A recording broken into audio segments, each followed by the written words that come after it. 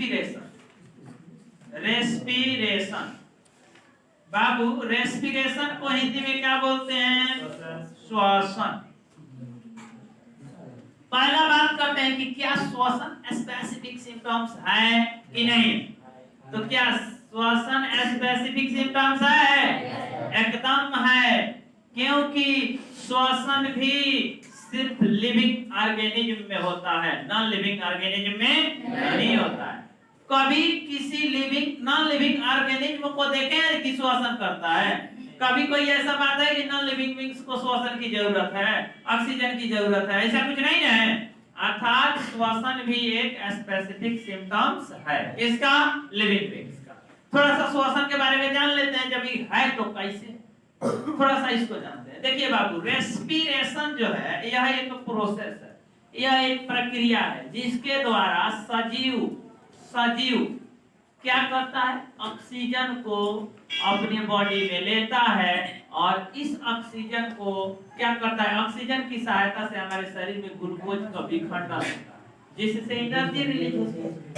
बिना ऑक्सीजन के जीव जीवित नहीं रह सकते। लेकिन एक बात यहाँ जानिए कि रेस्पिरेशन तो हम लोग पीछे पढ़ ही चुके हैं, बेहतरीन ढंग से हम लोग रेस्पिरेशन पढ़ चुके हैं, लेकिन यहाँ थोड़ा सा ऐसा बताना पड़ेगा।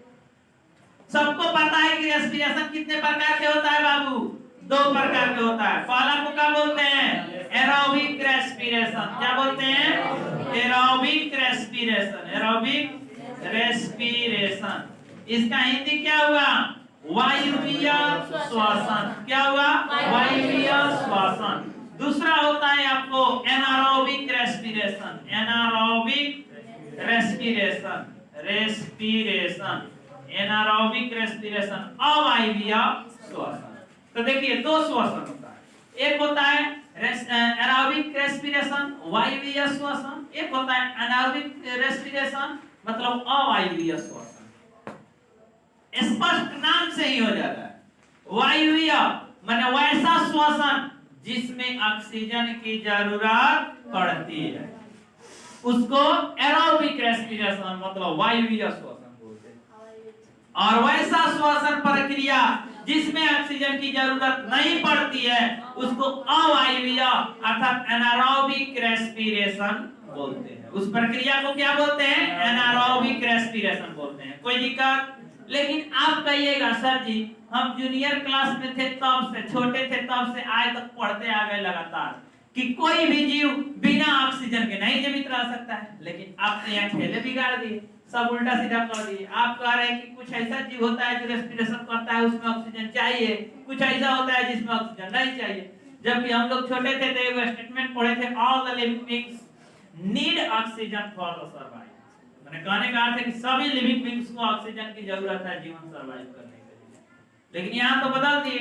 हाँ तो देखिए बाबू, बदले हैं, बात सही है कि बहुत सारे ऑर्गेनिज्म होते हैं जिनको ऑक्सीजन चाहिए, बहुत सारे होते हैं जिनको ऑक्सीजन नहीं चाहिए, लेकिन दोनों में काम एक नहीं होता। थोड़ा दोनों का फंक्शन समझते हैं। यहाँ देखिए, जो एरोबिक रेस्पिरेशन होता है जिसमें आपको ऑक्सीजन की जरूरत होती है, जहां ऑक्सीजन की क्या है? नीड है, ऑक्सीजन का नीड है, उसमें किस तरह का फंक्शन होता है? इसमें किस तरह का फंक्शन होता है? तो सबसे पहले तो ये बड़े बड़े जीव में होता है, अपर लेवल ऑर्गेनिज्म में होता है, जैसे हाथी, घोड़ा, आदमी, कुत्ता, बंदर इत्यादि, इस सब में होता है। पेड़ पौधा ये सब में होता है।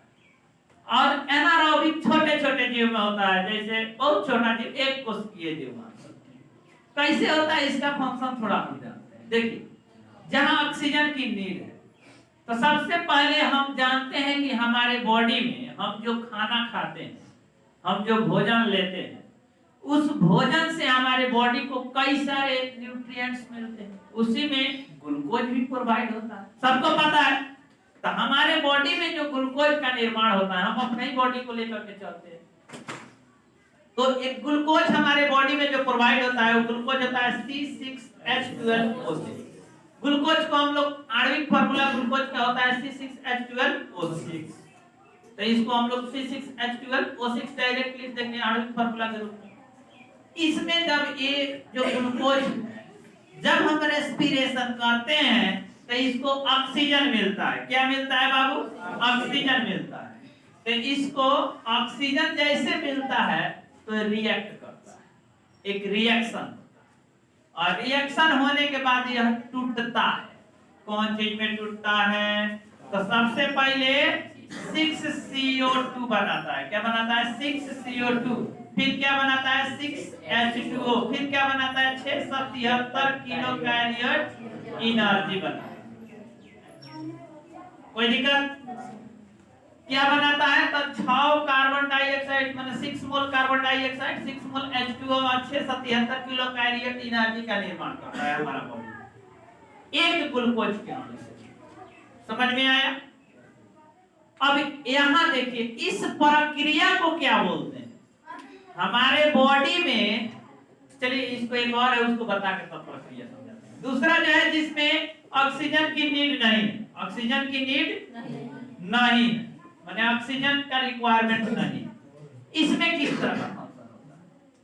तो इसमें देखिए यहां भी जो ग्लूकोज होता है ये टूटता है, लेकिन यह कैसे टूटता है जानते हैं? इसमें जरूरत नहीं पड़ता है। क्या चीज का? इसमें ऑक्सीजन का जरूरत नहीं पड़ता है, बिना ऑक्सीजन की सहायता से टूट जाता है लैक्टिक एसिड के रूप में। लैक्टिक एसिड के रूप में कुछ कुछ छोटे जीवों में यह इथेनॉल के रूप में भी टूटता है, लैक्टिक एसिड के रूप में भी टूटता है, कुछ कुछ में इथेनॉल के रूप में भी टूटता है, और साथ ही साथ यह रिलीज करता है क्या चीज को? तो 28 किलो कैरियर एनर्जी को रिलीज करता है। कितना एनर्जी को? 28। याद रख। तो आपको एग्जांपल दिए थे, छोटे मशीन को कम एनर्जी चाहिए, बड़े मशीन को ज्यादा एनर्जी चाहिए, तो ये कम एनर्जी दे रहा है। तो क्या जीव भी तो काफी छोटा है, तो काफी छोटे जीव को चलने के लिए वर्क करने की एनर्जी कितना चाहिए, लेकिन बड़े जीवों को काफी ज्यादा एनर्जी चाहिए, तो ज्यादा एनर्जी प्रोवाइड करता है। अब बात करते हैं दोनों प्रक्रिया जो है कैसा प्रक्रिया। हमारे बॉडी में अगर हम एक लिविंग बीइंग्स हैं तो हमारे बॉडी में पूर्ण रूप से 2 प्रक्रिया होता है। कितना प्रक्रिया होता है? 2। हम कल पढ़ाए थे आपको पिछले डे मेटाबॉलिज्म, तो मेटाबॉलिक रिएक्शन होता है हमारे बॉडी में मात्र 2, एक एनाबॉलिक और एक कैटाबॉलिक। कैटाबॉलिज्म प्रोसेस को कैटाबॉलिक रिएक्शन बोलते हैं, एनाबॉलिज्म प्रोसेस को एनाबॉलिक रिएक्शन बोलते हैं। तो हमारे बॉडी में 2 रिएक्शन होता है, एगो कैटाबॉलिक रिएक्शन और एगो एनाबॉलिक रिएक्शन। तो इसमें से ये जो दोनों रिएक्शन दिख रहा है कौन सा रिएक्शन है? कैटाबॉलिक होगा और नहीं तो एनाबॉलिक होगा, दोनों में कोई एक ही ना होगा। अब बताइए, ये आप लोग को देखने से पता चल रहा होगा ये कौन सा रिएक्शन है बाबू? कैटाबॉलिक है या एनाबॉलिक? क्या है? एनाबॉलिक। देखिए बाबू ध्यान दीजिए, आप लोग कंफ्यूज हो रहे हैं। बार बार हम बताए हैं कि जब कोई चीज टूटता है, कटता है, छोटे छोटे भागों में बंटता है, तो इसको कैटाबॉलिक बोलते हैं। और जब किसी चीज का निर्माण होता है तो एनाबॉलिक बोलते हैं। ये हमारे बाबू है ना, देखिए ये जो ग्लूकोज एक एक बना है वो अब को बन गया, 1 2 3 गो बन गया, तो टूट रहा है कि जुट रहा है? टूट रहा है। It means catabolic reaction. क्या है? Catabolic reaction. यहाँ ग्लूकोज है ना, टूट रहा है लैक्टिक एसिड में चाहे इथेनॉल में एनर्जी के रूप में। तो ये क्या है? टूट रहा है कि जुट रहा है? टूट रहा है। It means catabolic reaction. समझ में आया? तो ये दोनों हमारे बॉडी में होने वाले रेस्पिरेशन के दौरान कौन सा रिएक्शन है? Catabolic reaction. अभी एक बच्ची का तबीयत खराब हुआ था, जिसमें एक बच्ची पूछ रही थी कि सर ये हाथवा एंगर रगड़ना से गरम काहे हो जाता है? ठीक है, आपको बताएं आज मिलेगा इसमें। यहीं से हमारा बॉडी में जो 673 किलो कैरियर एनर्जी का निर्माण होता है, एनर्जी का निर्माण, एक टोटल एनर्जी हम यूज नहीं कर पाते हैं। इसका मात्र 40% एनर्जी को हम लोग एटीपी के फॉर्म में यूज करते हैं। Only 40% use in the form of ATP. मतलब केवल 40% को एटीपी के रूप में हमारा बॉडी यूज करता है। कौन चीज करने के लिए? चलने के लिए, हाथ घुमाने के लिए, किसी को फाइटिंग से मारने के लिए, डांस करने के लिए, कमर लचकाने के लिए, खाना बनाने के लिए, ये सब काम फिजिकल काम। चाहे हमारा हार्ट दिन भर धक धक धक करते रहता है, हार्ट चल रहा है, फेफड़ा काम कर रहा है, बॉडी का जितना भी काम हो रहा है सभी में 40% एनर्जी का यूज किया जाता है। कहिएगा सर 60% का हुआ, 60% क्या हुआ?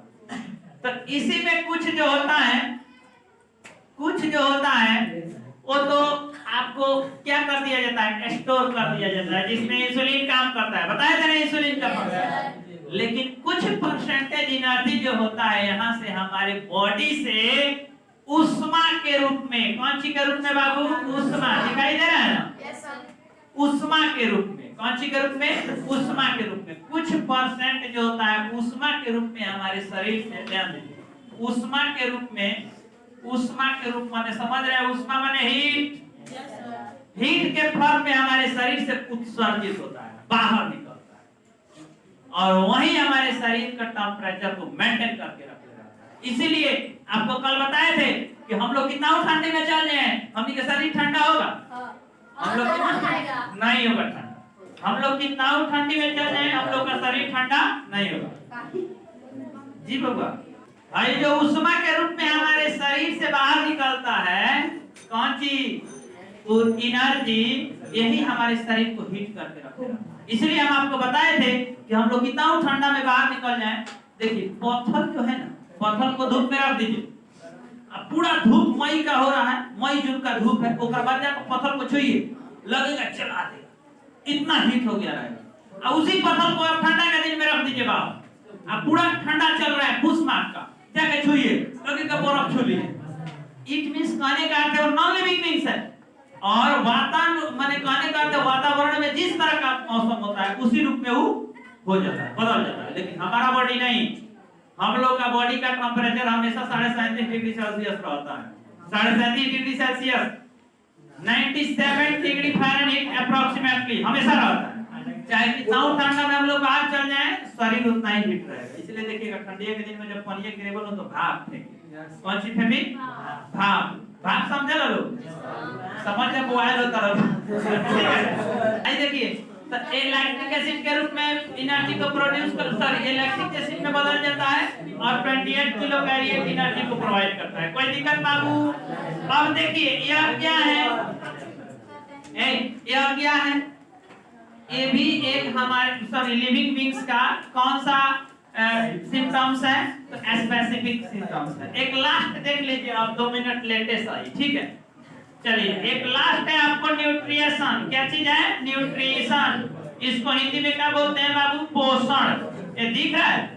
उसमें दिख रहा है? Yes sir. चलिए पोषण, पोषण क्या है बाबू? ध्यान दीजिए, इसलिए लगातार रगड़ने से गर्मी होता है। आप लोग याद रखें, ठंडा के दिन में अगर आपके शरीर में ठंडी आ गया तो बस पकड़ लीजिए, रगड़ना शुरू कर दीजिए, थोड़ा देर में गर्मी पकड़ लेगा।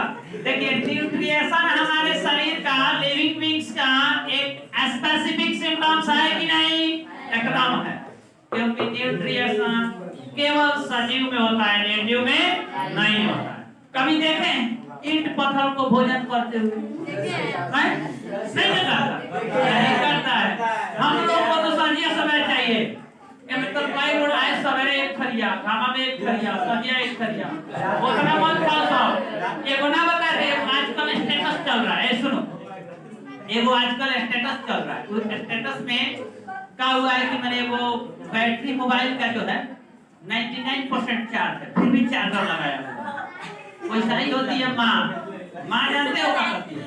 तू खा के पूरा बैठल होगा, पूरा पेट निकलल होगा, ओकरा बादो ढके लेगी, कहेगी बबुआ खाई लो एक कौर, आइए यार चांदा मामा मामा मामा होने का एक कौर, माने कहे तो अर्थ होकर के तो पेट निकल रही, ढकेलत रही। अगर माँ के जे चले न, अगर माँ के बस चले तो ने किया थी कि वो डायरेक्ट सिस्टम डायरेक्ट माँ का जो प्रेम होता है अनजायज प्रेम होता है ना। चलिए ये समझ में आ गया। तो आज जो है लिविंग बीइंग्स का specific symptoms complete, living beings का स्पेसिफिक सिम्टम्स कंप्लीट। आप लोग का क्लास 11 का चैप्टर फर्स्ट चल रहा है। अब इसके बाद हम लोग इसको बांटेंगे, लिविंग थिंग्स को परिचय देंगे, कौन सा होता है, किधर होता है, कितने ग्रुप में इसको बांटा गया है, कितने चरण में बांटा गया है, सभी को हम लोग पढ़ेंगे। हम एक्सपीरियंसफुल आदमी है, ठीक है। तो